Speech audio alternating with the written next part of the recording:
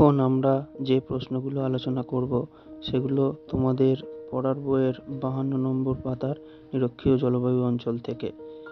প্রথম প্রশ্ন, নিরক্ষীয় বৃষ্টি অরণ্য কাকে বলে?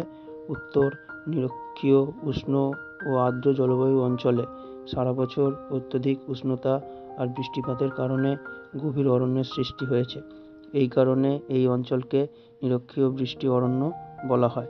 পরের প্রশ্ন, নিরক্ষীয় জলবায়ুর অবস্থান লক্ষ্য করা যায় কোন রেখার কাছে? উত্তর, নিরক্ষরেখার কাছে। পরের প্রশ্ন, নিরক্ষীয় জলবায়ু অঞ্চলে বার্ষিক উষ্ণতার প্রসার কত? উত্তর, 2 থেকে 3 ডিগ্রি।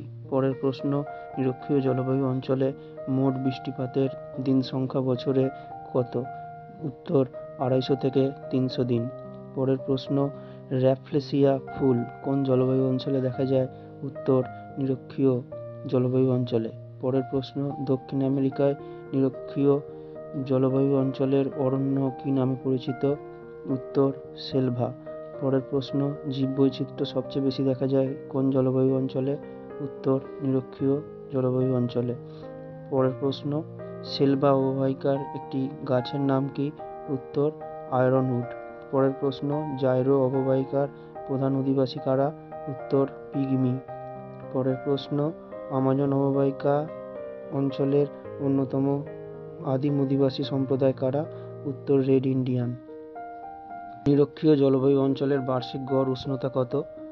উত্তর, প্রায় 27 ডিগ্রি সেলসিয়াস।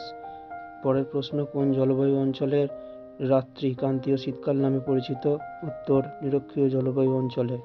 পরের প্রশ্ন, গোধূলি অরণ্যের 2টি ঘনসন্নিবিষ্ট উদ্ভিদের নাম লেখো। উত্তর, রেজউড ও আয়রনউড।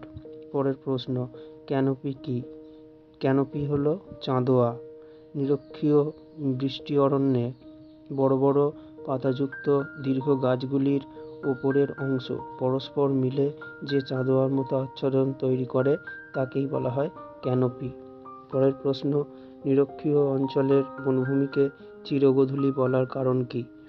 উত্তর, ঘনসন্নিবিষ্ট গাছের পাতা ও ডালপালা দিয়ে তৈরি চাঁদোয়ার জন্য বনভূমির তলদেশে সূর্যের আলো পৌঁছাতে পারে না। তাহলে যেখানে সূর্যের আলো পৌঁছাতে পারে না সেখানেই অন্ধকারাচ্ছন্ন ভাব থাকে বা গোধূলির মতো থাকে।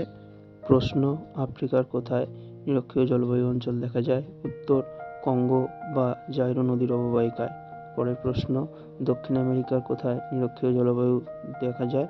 উত্তর, আমাজন নদীর অববাহিকায়। পরের প্রশ্ন, দক্ষিণ পূর্ব এশিয়ার কোথায় নিরক্ষীয় জলবায়ু দেখা যায়? উত্তর, ইন্দোনেশিয়া, মালয়েশিয়া, ফিলিপাইন্স, ভারতের দক্ষিণ পশ্চিম অংশ, শ্রীলঙ্কার দক্ষিণ অংশ।